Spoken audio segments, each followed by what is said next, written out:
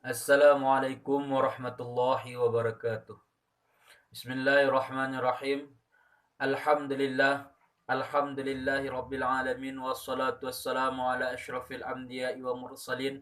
Wa ala alihi wa ashabihi ajma'in. Asyhadu an la ilaha illallah wa asyhadu anna muhammadan abduhu wa rasuluh. Khairul anam. Allahumma salli wa sallim wa barik ala sayyidina Muhammad al-fatih lima ukhlika wal khatimi lima sabaq wan nasiril haqqa bil haqqi wal hadi ila siratikal mustaqim sallallahu ala alihi wa ashabihi haqqa qadrihi wa miqdaril azim.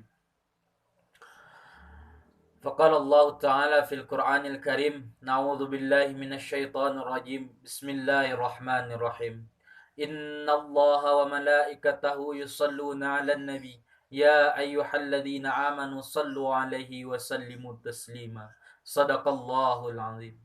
Awal kalam permulaan kata, marilah kita panjatkan puji dan syukur kehadirat Allah Subhanahu wa Ta'ala, yang mana beliau telah memberikan kita kesempatan, memberikan kita rahmat dan nikmatnya kepada kita semua, sehingga kita bisa melaksanakan kuliah online di rumah masing-masing. Kalau tak ada nikmat, rahmat dan nikmatnya Allah berikan kepada kita semua, mungkin kita tidak bisa melaksanakan yang namanya kuliah online di rumah masing-masing. Contohnya saja nikmat kesehatan yang diberikan kepada kita semua. Kita bisa melaksanakan aktivitas sehari-hari sebagaimana biasanya. Contoh saja saudara seiman kita yang terbaring di rumah sakit, nikmat apa yang Allah cabut dari mereka? Yaitu nikmat kesehatan. Mereka saudara kita ingin melaksanakan beraktivitas seperti kita semua, tapi bagaimana sakit, nikmat kesehatan yang Allah cabut dari mereka, mereka tidak bisa beraktivitas seperti biasa. Untuk itu kita sebagai orang yang beriman bersyukur atas nikmat kesehatan yang Allah berikan kepada kita semua. La in syakartum la azidannakum wa la in kafartum li'adzabillahi syadid. Jikalau engkau bersyukur atas nikmatku, maka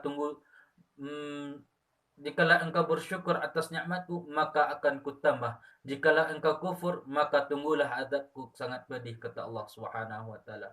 Untuk itu, marilah kita bersyukur atas nikmat yang Allah berikan kepada kita semua. Dari sejak bangun tidur sampai tidur lagi, sudah berapa nikmat yang kita cobai, yang kita rasakan. Untuk itu, marilah kita bersyukur atas nikmat yang Allah berikan kepada kita. Tetapi bagaimana? Qalilan ma tashkurun. Sedikit kali orang yang bersyukur atas nikmatku, kata Allah. Salawat barangkaikan salam tidak bosan-bosannya kita hadiahkan kepada yaknina Nabiyuna Muhammad sallallahu alaihi wasallam. Untuk tidak memperpanjang mukadimah, langsung saja saya beri judul pidato saja yang berjudul bersalawat kepada Nabi Muhammad sallallahu alaihi wasallam. Kalau kita hitung-hitung perjuangan beliau dengan perjuangan kita mungkin tidak sama. Beliau rela mengorbankan jiwa beliau. Beliau rela mengorbankan harta beliau dengan sahabat-sahabat beliau untuk menegakkan agama Islam di muka bumi ini. Kita sebagai orang yang beriman, apalah perjuangan kita untuk menegakkan agama Allah Subhanahu wa taala. Untuk itu, marilah kita memperjuangkan agama Allah Subhanahu wa taala. Walaupun pedih, maka sampaikanlah. Kenapa Nabi Muhammad sallallahu alaihi wasallam pedih caci maki orang kafir musyrik? Beliau tidak menghiraukan, asalkan umatnya beragama, asalkan umatnya penuh pengetahuan, yang kita rasakan pada hari ini. Mengapa kita tidak mau bersalawat kepada Rasulullah sallallahu alaihi wasallam? Itu tanda tanya bagi kita. Sedangkan kita hitung-hitung perjuangan beliau dengan sahabat beliau, tak ada bandingannya dengan kita. Beliau sampai-sampai pelipis beliau berdarah, patah gigi beliau, robek berdarah gigi kaki beliau, beliau tak menghiraukan. Asalkan umatnya beragama. Untuk itu, marilah kita berbanyak bersalawat kepada Rasulullah sallallahu alaihi wasallam. Sebagaimana Rasulullah sallallahu alaihi wasallam sampaikan, barang siapa yang bersalawat kepadaku 1 kali, kata Rasulullah, maka Allah akan melipat gandakan 10 kali. Di mana letak kita lagi? Di mana letak bersyukur kita atas nikmat yang Allah berikan? 10 kali lipat ganda yang Allah berikan yang mau bersalawat kepada Rasulullah sallallahu alaihi wasallam. Tetapi kita tidak mau juga bersalawat kepada Rasulullah sallallahu alaihi wasallam. Pada suatu hari Rasulullah sallallahu alaihi wasallam dengan sahabat beliau Abu Bakar Siddiq radhiyallahu anhu, beliau dikepung oleh kafir musyrik. Apa kata Abu Bakar Siddiq radhiyallahu anhu? Ya Rasulullah, engkau mempunyai doa mustajab ya Rasulullah. Nabi-nabi mempunyai doa mustajab ya Rasulullah. Nabi Musa telah memakaikan doa mustajabnya ya Rasulullah. Kini saatnya engkau yang memakaikan doa mustajabmu ya Rasulullah.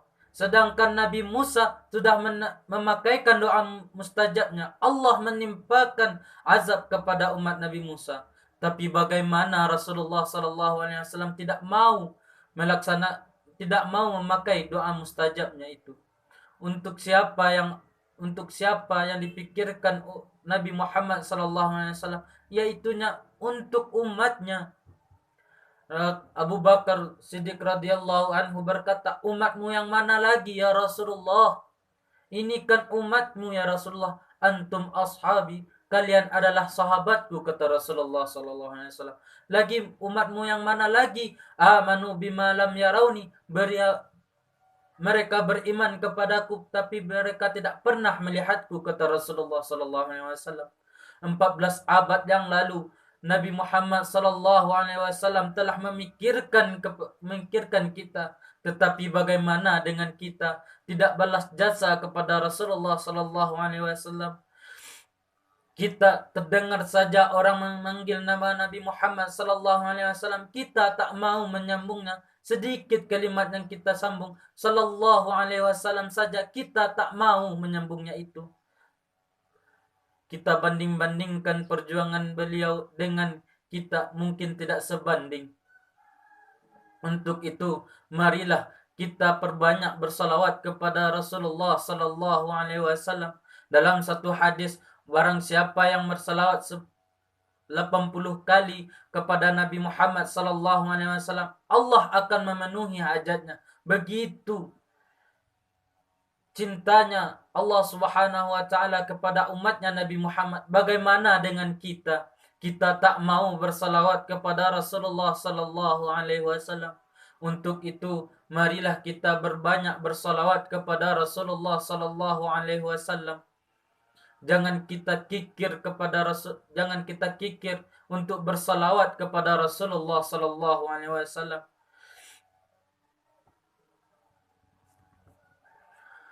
Marilah kita bersalawat kepada Rasulullah sallallahu alaihi wasallam. Basahi lisan kita untuk bersalawat kepada Rasulullah sallallahu alaihi wasallam. Sekian pidato yang singkat ini. Kalau ada kekurangan, saya mohon maaf.